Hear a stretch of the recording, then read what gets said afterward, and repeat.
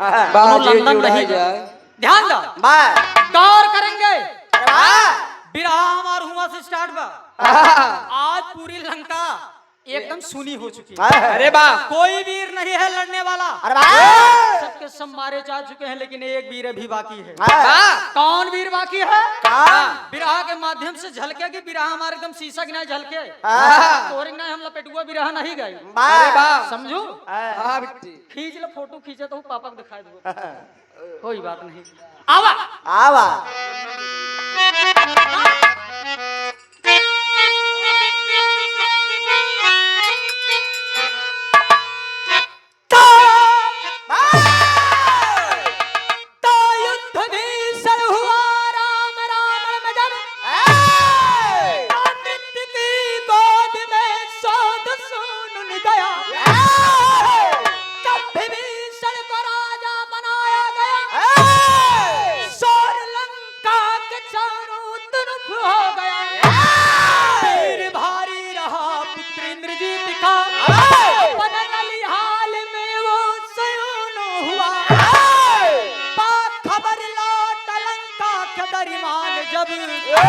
हाथ में लेके धनुहा रवाना हुआ।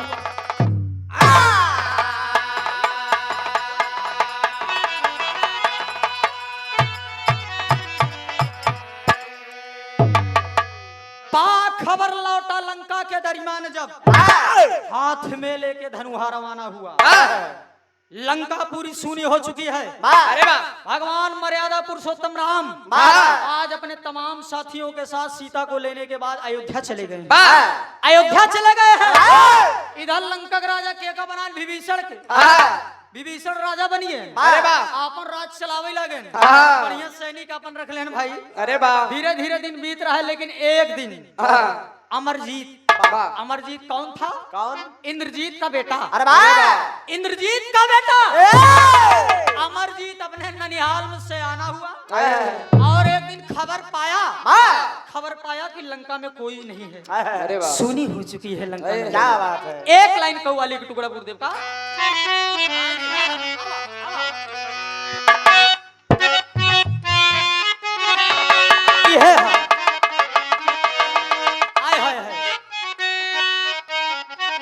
संकेत कर रहे हैं क्या कि अरे तेरी गलियों का हुआ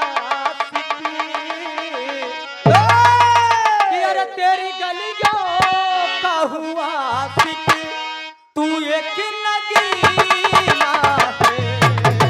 तेरी गलियों का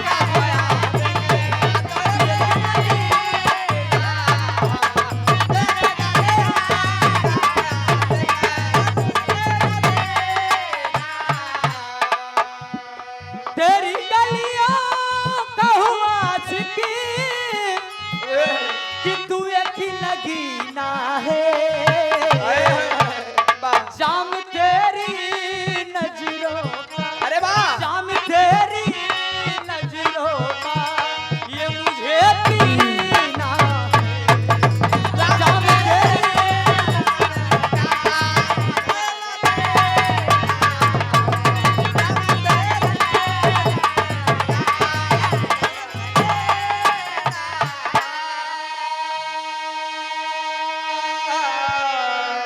लेकिन आज अमरजीत देखता है क्या लंका में कोई नहीं है। मंदोदरी अलग बैठी हुई। अरे वाह, गीत के भाव में संकेत करते हैं गुरुजी क्या कि अरे सुनी सुनी सी है लंका,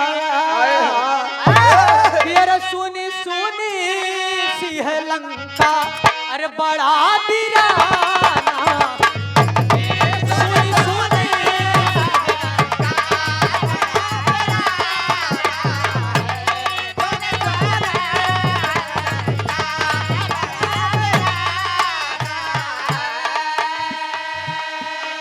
और हमारे बड़े भाई आप श्याम कुमार भैया जी की तरफ ढेर सारा आशीर्वाद प्यार, बहुत बहुत प्यार है, आशीर्वाद की प्रतीक्षा है। सुनी सुनी सी है लंका, बड़ा वीराना है। जाके दादी से पूछा, जाके दादी से पूछा ये क्या फसाना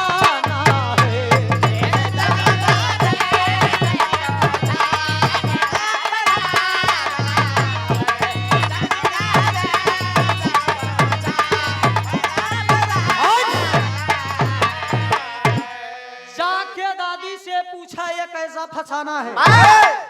आज अमरजीत कैसे पूछत बा मंदोदरी से, रावण के मेहरारू मंदोदरी अब मंदोदरी के नाती अमरजीत मेघनाथ के बेटवा। आज जब अमरजीत आया तो मंदोदरी से सवाल कर दिया कि दादी आखिर ये सब कैसे हुआ। अरे वाह। मंदोदरी अपने नाती को बैठा के बताती है कि बेटा आए बेटा, लंका नगरी सुनी हो गई, वीरान हो गई, इसका मुझे कोई गम नहीं है। लंका नगरी सुनी हो गई, एका हमका गम नहीं है, लेकिन गद्दार तब भी थे और गद्दार आज भी हैं। गुरुदेव, गद्दार सारे तब और हैं, आजऊ हैं, उनकर कोनो था नहीं बा। मंदोदरी बतावत बा, लेकिन अमरजीत कहत बा कारण मंदोदरी बताए कि आपके दादा, छोटे दादा विभीषण जी राम के साथ मिलके सभी अयोध्या के वीरों को मरवा दिए। आखिरकार जब इतनी बात अमरजीत सुने, कोई बाही मोरत की एकदम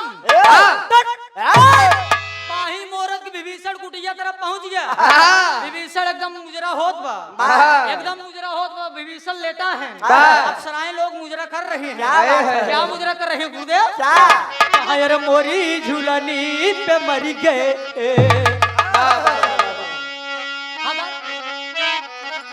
हाय हाय रे मोरी झूलनी पे मर गए, लाखों जवान मोरी झूलने पे मर गए, लाखों जवान मोरी झूलने पे मर गए, लाखों जवान मोरी झूलने पे मर गए, लाखों जवान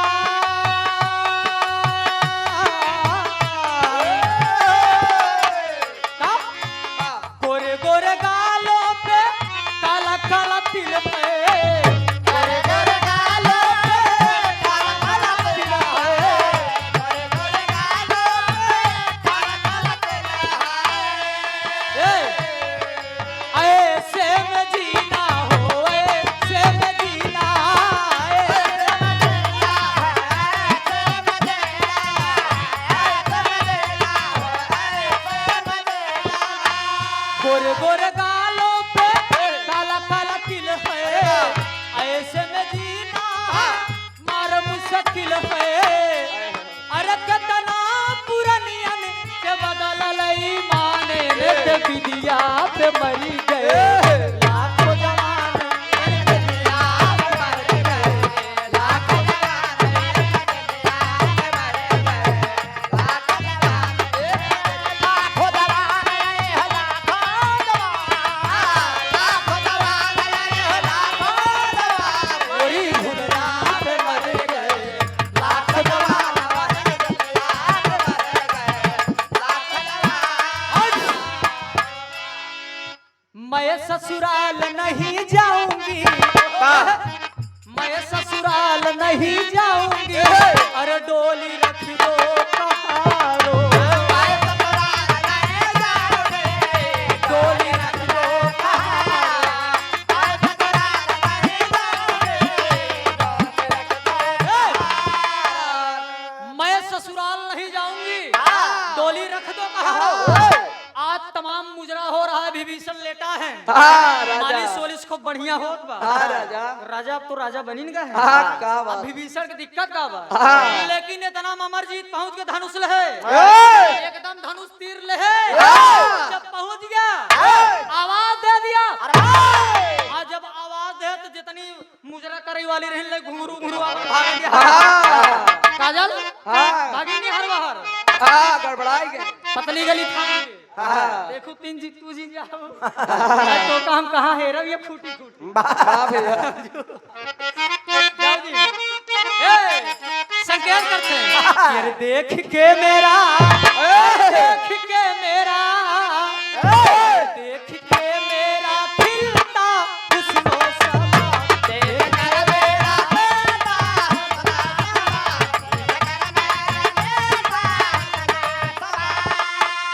बंद बोतल शराब की मैं फोड़ दूंगी, हो जामिया खाने से पिलाऊंगी मैं, तुम भी मैं खाने जाना छोड़ दोगे।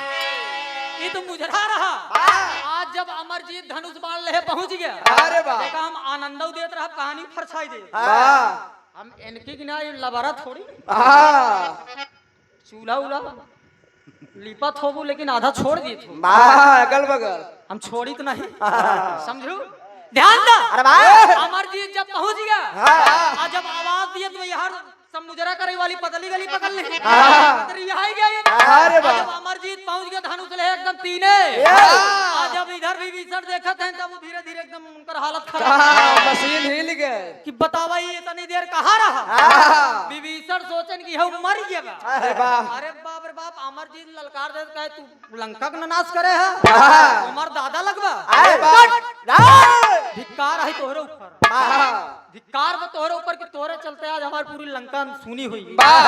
अब तू राजा बन के बैठा है हाँ। एक लाइन तर्जमा गुरुदेव का क्या कहे रे गोरिया मुश्किल भजी ना तेरी गली में एक भी लड़की संसी भी रहा हुई है बनारस के कोनो खर्राटे लड़की रही वाह भैया खर्राटे लड़की संसी ज्यादा मुलाकात हाँ पटत अजय इदाई हम फेंकी तैदाई लपेट ले हाँ। हम कहे साला क्या अब का फेंकी भाई हाँ। उगायस ओ तेरी गली में मजा बरहू महीना तेरी गली में आज जब हम खड़ा भाई हम कहे सिंगल हड्डी डबल करे जा अरे अरे वाह वाह हम स्टील बॉडी हम हड्डी कबड्डी खेले वाला गवैया है ये तो तनी तबीयत खराब रही यहाँ वजह थोड़ा हम छोड़ देते तो के जब उगायस की तेरी गली में मजा बरहू महीना तेरी गली में गली। आज जब हमार नंबर आए तो सुन लो हम कहे मेहरा सुन लो हमरा हम का कहे गुरुदेव कहे अरे तेरी गली ए काजल तेरी गली में अरे तो चापा अरे चापा पसीना तेरी गली में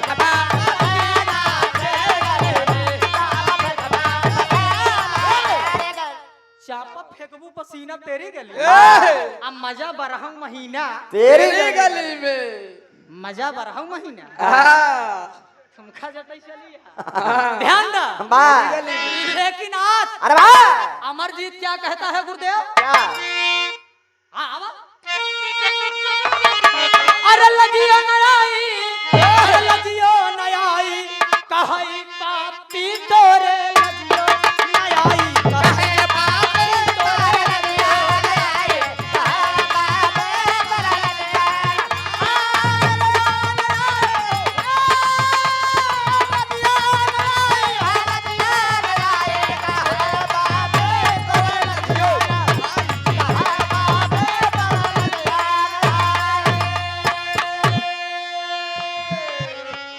तोहरे करनवा भैलंका बिरान अरे अब मारब तू का तबई मनवा मानी मारब तू का तबई मनवा मानी अरे पूरे खन के हमारा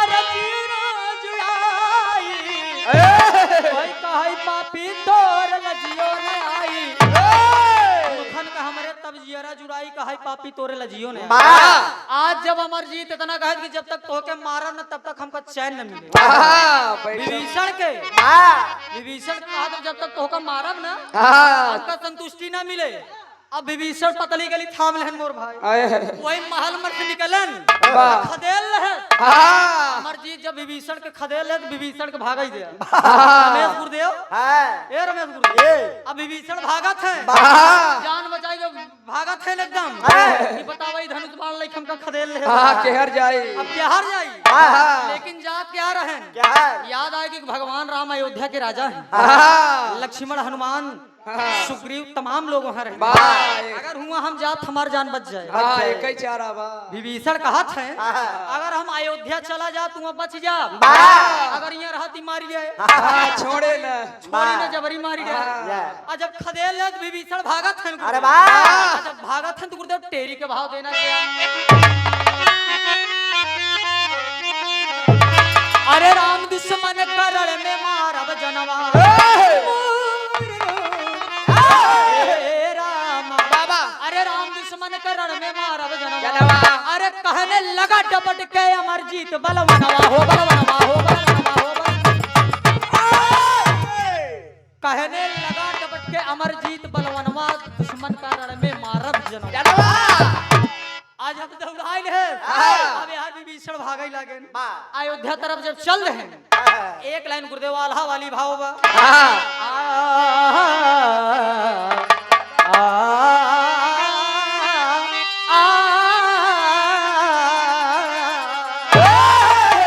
वह क्रोध से भरल अमर अरे अमरजीत बलवनवा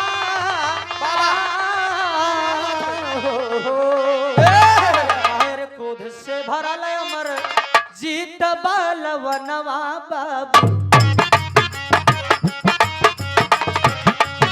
विभीषण के मारई बारे भइले तैया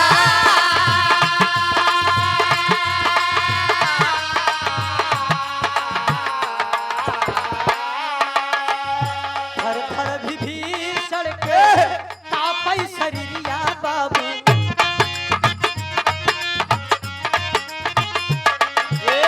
बचिना परान मन कैले हो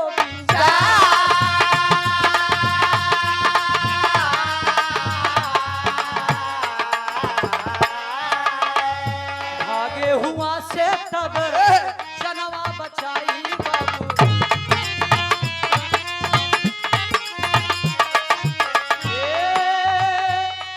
अवधि नगरिया में किए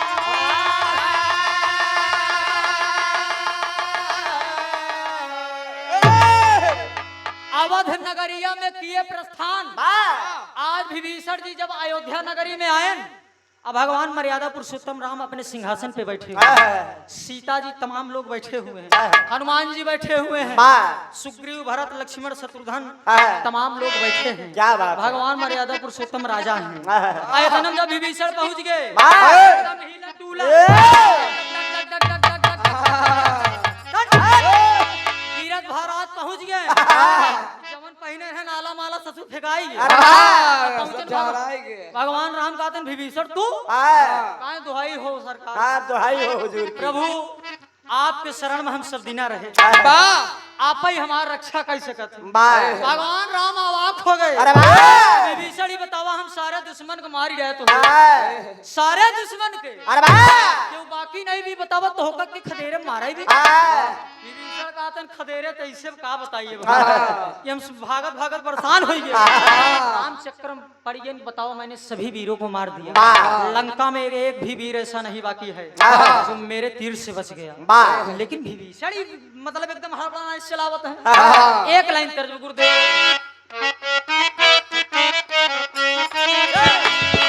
यह लाइन आजकल गेहूं कटवही चलता है दोनों दुल्हन गेहूं वहू काट के आई दिन भर गेहूं काट के घरे आई गोरिया दिन भर कई के कटिया गोरिया दिन भर कई के कटिया लइके सनवे से सिलवटिया पीछे अंगना मसाला गोरिया दिन भर कई के कटिया लइके सनवे से सिलवटिया पीछे अंगना मसाला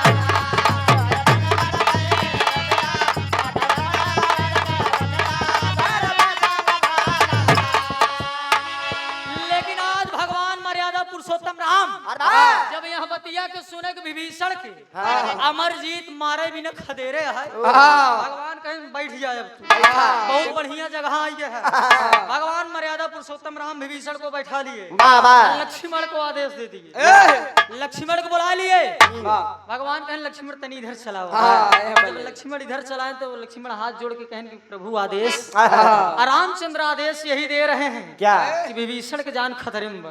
ये हमारे दोस्त हैं ये हमारे भाई हैं इनका जान का कीमत जितना हमरे उतना ही नहीं अच्छा करब हमार तोहार कर्तव्य आज भगवान राम लक्ष्मण के सेना सहित यार कहीं भेज देन कहीं पीछे से अमरजीत आ रहा है सेना लेके चला जा और ऊपर संहार के तब अब विभीषण के जहिया छुट्टी मिले अरे बाप रे बाबा लक्ष्मण करत का है कि अरे लई के सथवा में पलटना लई के सथवा में पलटना कान काने धनुहा बनवा चल ले लखन धवना बाला लई के सथवा में पलटना चल लखन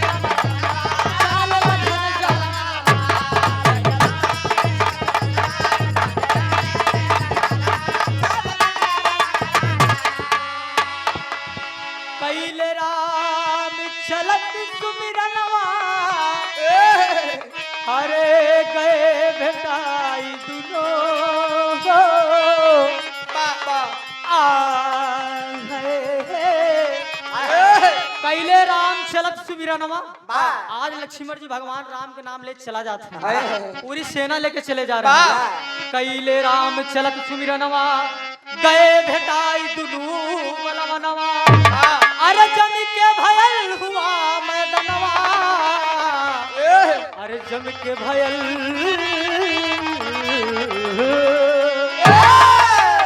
आज लक्ष्मण जी जब सेना लेके चल रहे जब अमरजीत के देखा था हमारे ताऊ चलावत अमरजीत यार से नहु तीर चलावे लागे ये चलावत तीर के लक्ष्मण भगवान राम के नाम बराबर ले जाता अरे वाह तीर चलाया जाता अरे वाह उधर से अमरजीत अरे वाह अमरजीत का तोहिन बलवान है तोहिन है अमरजीत वो धनुष बाण निकाले अरे वाह अब हमारा वस्त्र कला सब प्रयोग देखा समारे चला भाई बाबूजी अरे हनी हनी लगा चला भाई बनवा, अरे युद्ध कैले अब दुइनो जवनवा, अरे बाण से नाही तनिको बिचली भइल देखा अब अमरजीत ललनवा, बाण से तनिक भी विचलित नहीं हो रहा है, बराबर युद्ध कर रहा है अमरजीत। लक्ष्मण से और अमरजीत से लड़ाई हो 4-6 घंटा तक जब लड़ाई हो राजू भाई लड़ाई होत बा ना लक्ष्मण हार मानत है ना अमरजीत दोनों जन हार नहीं मामला फंस गए दोनों जन एकदम पसीना पसीना जैसे काजल का पसीना न हो तो और पंखा चलत पसीना थमका होत जो मेहनत करी हूँ पसीना फेंकत तो हुच हुच ही कर पसीना समझे हाँ गठियाई लू सामने जाऊ तेकर पानी पीऊ ले दई रहा हो गुड़ उड़ ले हो गठिया जाऊ ध्यान दो अरे वाह लड़ाई हो रही है दोनों वीर पीछे नहीं हट रहे हैं भगवान मर्यादा पुरुषोत्तम का नाम लेकर लक्ष्मण बाण तो अवश्य चला रहे हैं लेकिन सोच रहे हैं कोई वीर इतनी देर मेरे सामने नहीं टिका लंका की लड़ाई में कोई भी वीर मेरे सामने इतनी देर नहीं लड़ पाया जितनी देर ये अमरजीत लड़ रहा है आखिरकार गौर करेंगे बाबूजी लक्ष्मण जी परास्त हो गए अब देखो लक्ष्मण जी परास्त हो गए क्या करे आगे अमरजीत के आगे परास्त होने के बाद आज जब गए ना अयोध्या भगवान राम कहेंगे लक्ष्मण मतलब हम तो ना बलिशाली जाना था तू ये का जान लगे वीर धनुधर है बतावा तू लड़ाई गया युद्ध मैदान छोड़ के भाग गया अरे बाप रे बाप लक्ष्मण का तन दुहाई हो प्रभु आपकी जय हो आपका ही मैं दास हूँ आपका ही बेटा हूँ आपका ही शिष्य हूँ साहिब बेटवा और शिष्य में कोनो अंतर नहीं हो गुरुदेव बेटवा और शिष्य में कोनो अंतर नहीं है भगवान मर्यादा पुरुषोत्तम राम लक्ष्मण को अपना बेटा समझते थे तुम मेरे भाई नहीं हो अपने गले से लगाते थे लक्ष्मण जी सीता माई का अपन महतारी समझते रहे लेकिन आजकल के देवर सारे ना दुशासन है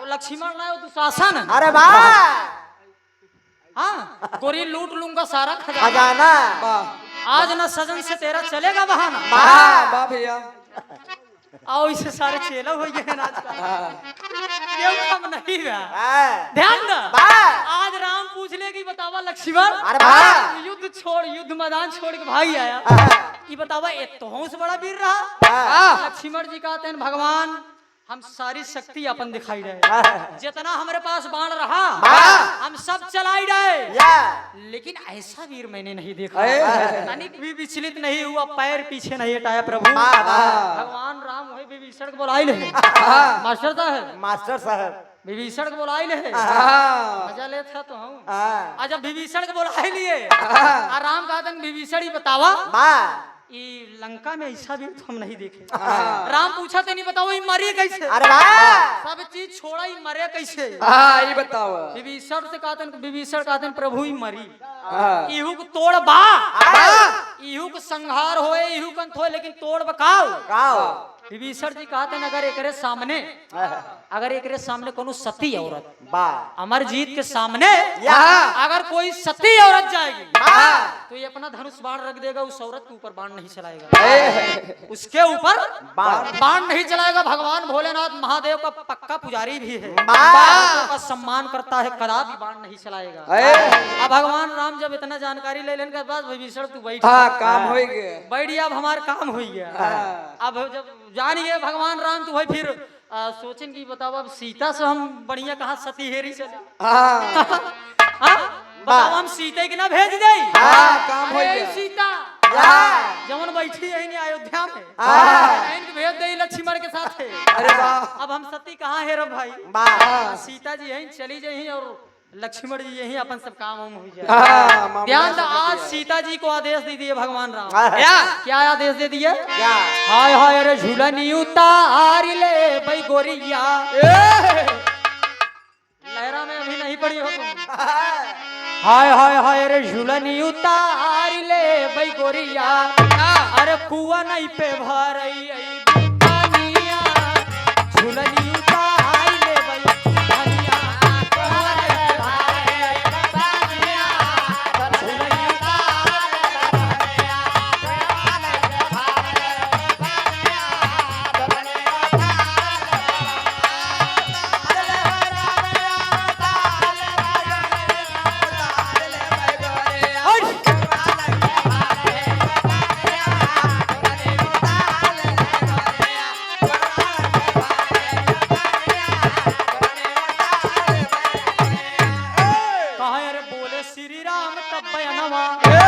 कैले प्रभु राम तब बयानवा, अरे पापी का कोई है बाधावा, बोले श्री राम तब बयानवा। जबरदस्त चल रहा है।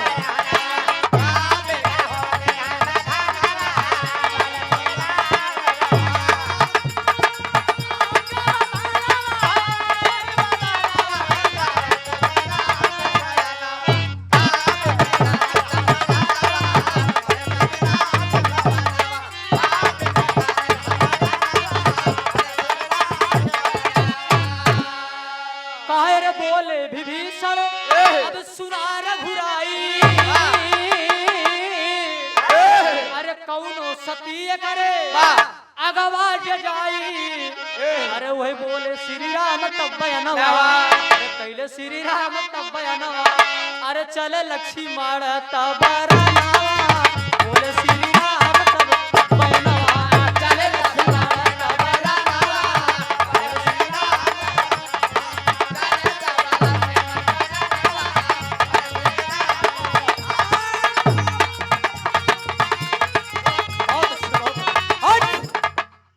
हम सब देखा था खाली रौजब खजड़ी में बजाए आगे और कुछ। अरे एक टंडन साहब, बार एक टंडन साहब, ये हमारा दाहिना अंग है, कौनो कमी ना। अरे हम देखा रहे ना, ये लाइन हम बरजस्ता ठेला है, हम बिना बताए ठेलबई करी थे 47, अब बताई के अगर देव तो फिर जान जाएंगे। मुन्ना राजा आज सीता जी के लिए आई थी, आज अब सीता जी के लिए आई कि आज जब लक्ष्मण जी चल दिए, बाबूजी जब लक्ष्मण जी चल दिए, आज युद्ध मैदान में पहुंच गए, अमरजीत बैठा हुआ है धनुष बाण लेके, इंतजार कर रहा है कि कोई आए मुझसे लड़ने के लिए, कोई आए लड़ने के लिए, लेकिन केहू उठता ही नहीं गया। काफी देर बीत गया, आज जब 2-4 घंटा बीत गया, जब जो थक अमरजीत बैठ के बाबूजी आराम करी लाग, इतने में देख रहा है कि सीता जी आगे आगे चली आवत हैं, जल्दी जल्दी चली आवत हैं। अमरजीत ई नहीं ध्यान दे सीता जी के पीछे लक्ष्मण जी छिपा है, ठीक पीछे, जस्ट पीछे सीता जी के लक्ष्मण जी धनुष बाण लेके चला जाते हैं। कोई सैनिक नहीं है, कोई नहीं है पीछे, ऐसी न लगे कि कौन सैनिक आवत है।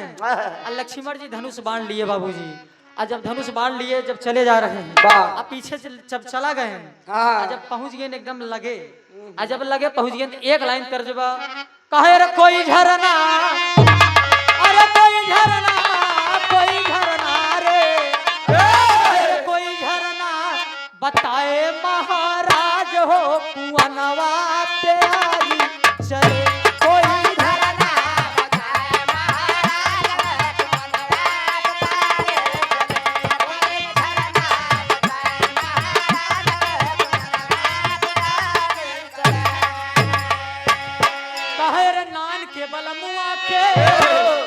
मई का बखाने, नान के बलमुआ के मई का बखाने हो। अरे जवन दिया नहीं, अरे जवन दिया नहीं, लसान सोई जाई हो कुवनवा पे आरी चले।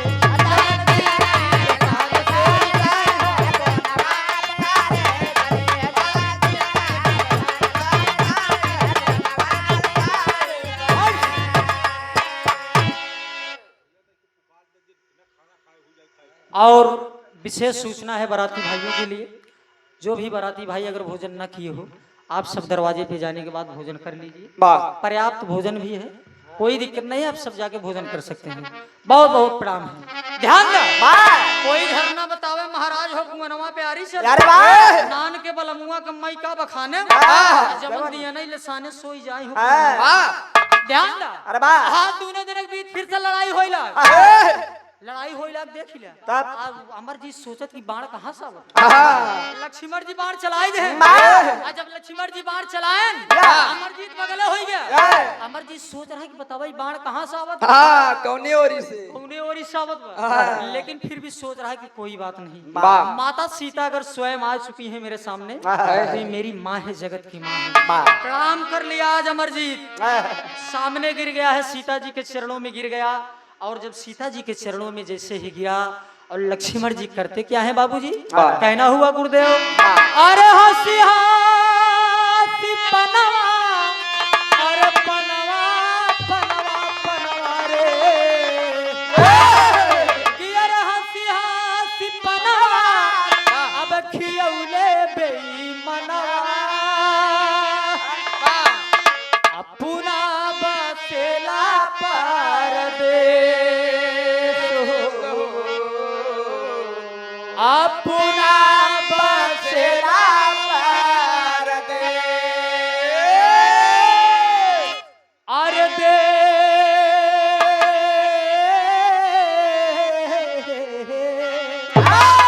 देखे अमरजीत जब माई सीता के समनवा,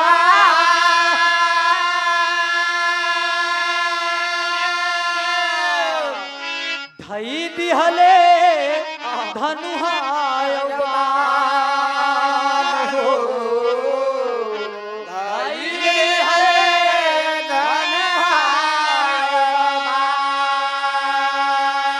अरे हथवा के जो,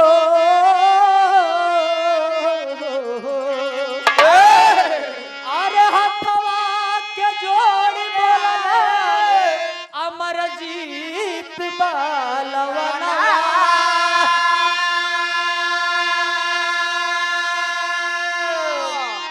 काहे इलू रणदारी म्यान हो, काहे इलू रणदारी म्यान।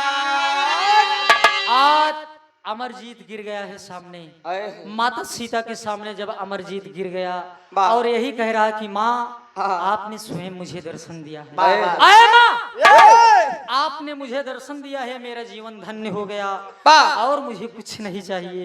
लेकिन गौर करेंगे बाबूजी, बात यहीं तक नहीं बनी, लक्ष्मण जी पीछे से धनुष और बाण निकाल लिए, पीछे से धनुष और बाण निकालने के बाद मुन्ना राजा और चला देते हैं बाण, इधर ऊपर चलावत है लक्ष्मण जी, अमरजीत के ऊपर बाण चला दिए। देखा सामने से नहीं चलाए, बाण सामने से नहीं चलावत, चुपके से चला रहे। माई सीता के पीछे से लक्ष्मण जी खड़ा है, धनुष बाण लई के, और जब अमरजीत गिर गया है माता सीता के चरणों में, लक्ष्मण जी वही धनुष बाण लई के बाण चला दिए बाबू। और जब बाण चला दिए तो आज अमरजीत गिर गया है, गिरने के बाद आज रो रहा है, आंखों से आंसू छलक रहे कि माँ तू तो सबकी माँ है ना, आए माँ, अरे तू तो सारे जगत की माँ है माँ, लेकिन मैं भी तेरा तो बेटा था ना, आखिर तुमने मुझे चुपके से क्यों मारा, सवाल कर दिया। अमरजीत सवाल कर दिया कि माँ तुमने मुझे धोखे से मारा है, और मुझे मारने वाला कोई जन्म नहीं लिया है। आज सीता जी अपने गोद में उठा ली है, अपने दोनों आंचल से उठा लिया है, और अमरजीत के पूरे खून को साफ कर रही हैं, आए। रक्त को साफ कर रही कि बेटे तुम भी मेरे बेटे हो, नहीं तुम भी मेरे बेटे हो, जैसे मेरे लवकुश बेटे हुए तुम भी मेरे बेटे हो। लवकुश तो बाद में आए, लेकिन कई कई किताबों में चर्चा है कि माई सीता के मालूम रहा कि आगे चल हमारे बेटवा लवकुश हुई ही, आज की चीज पहले से सब ज्ञान रहा था बाबू। आनंद रामायण में तमाम फला फला रामायण किताबें हैं, जो जहाँ से पाया वहाँ से लिखा। सीता जी गले से लगा लिया, बोल दिया अमरजीत कि तुम मेरे भी बेटे हो, आज तुम मर रहे हो मुझे भी गम है, मुझे भी दिक्कत है, लेकिन गौर करेंगे सीता माता कह रही कि बेटे मैं मजबूर हूँ, बेबस हूँ मैं, भगवान राम के आदेश का पालन कर रही हूँ मैं, अन्यथा तू भी मेरा बेटा था, मैं तुझे अपने साथ ले जाती। गौर करेंगे आज लक्ष्मण जी सीता जी के साथ चले जाते हैं अयोध्या, और जब अयोध्या चले जाते हैं तो होता क्या है, लास्ट और अंतिम लाइन में कहना हुआ खड़ी के भाव में, अरे वही लक्ष्मण और सीता जी, अरे वही तब धीरज चल ले बनवा, अरे लक्ष्मण और सीता जी, अरे वही अब धीरज चल ले बनवा, अरे मारे खींच के गिलर बाया मारा तनवा,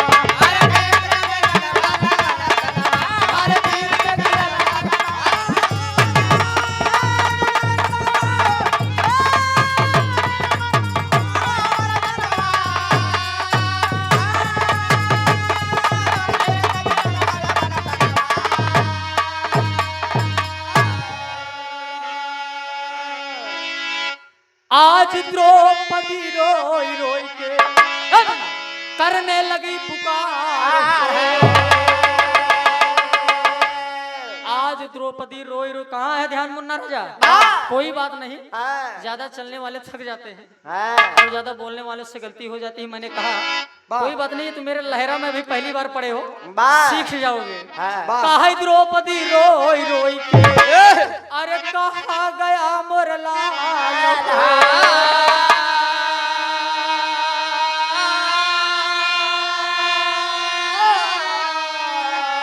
अरे लंका के करनवा बेटा, अरे छोड़ा दुनिया के जंजाल हो,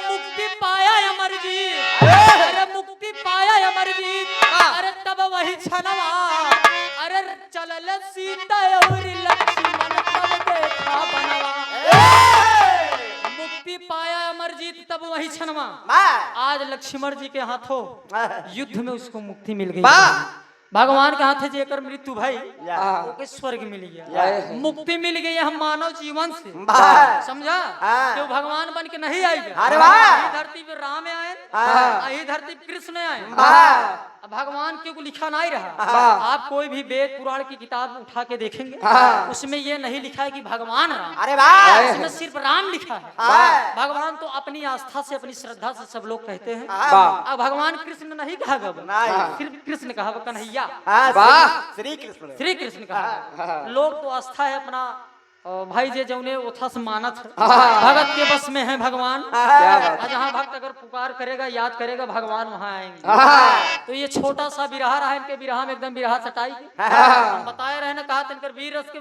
सटाई दी नहीं, फिर जहाँ छोड़े जहाँ से कहत गए वहाँ समूह की वीर रस लहाई दे, अपनो तो नारिन कूदबो भाऊ हम नालम कुदाऊ, कम नाई हो बीछी है जो टुपका था पी लो, देखो नुकसान न कही जाए, नमक तो ज्यादा नहीं है ना, फूक के पीना उसे, कोई बात नहीं।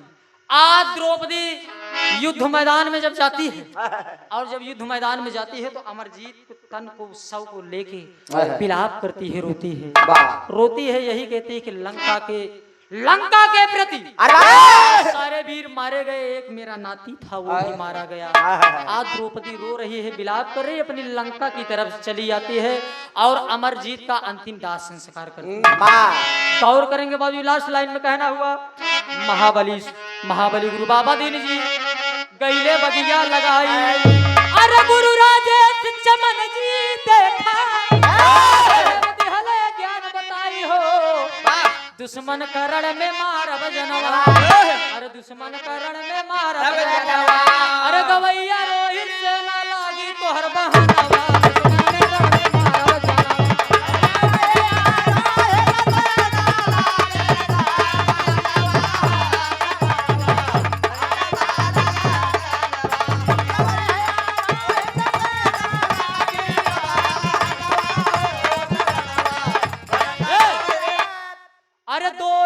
सहेली बिल्कुल नवेली जैसे चंदा चकोरी पूछो नहालिन का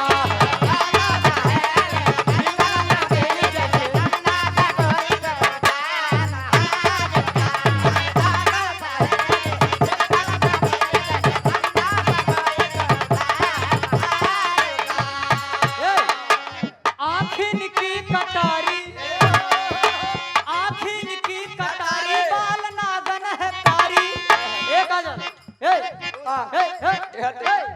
अरे गोरे गोरे अरे गोरे अरे गोरे गोरे अनार जैसा है गालिन का